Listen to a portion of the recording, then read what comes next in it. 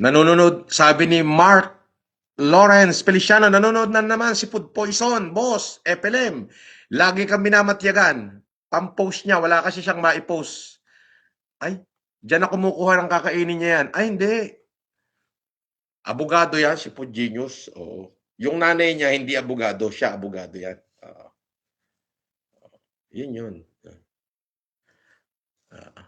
Yeah, lahi nila na yan. Ano yan eh. Basta, secret. uh, boss, pwede bang madisbar ang abogado na gumagamit ng fake account tapos mambabash? Hindi ko alam. Hindi naman ako abogado eh.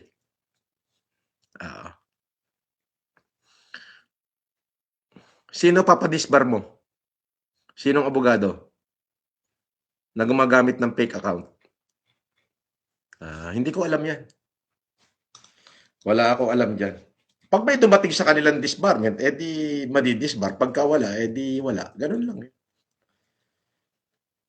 Oh, tsaka hindi ako abogado, hindi ko alam yan.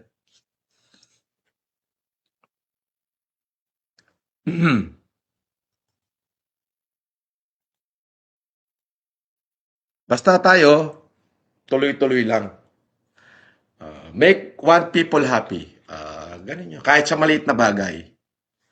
I do believe this day, I made one people happy.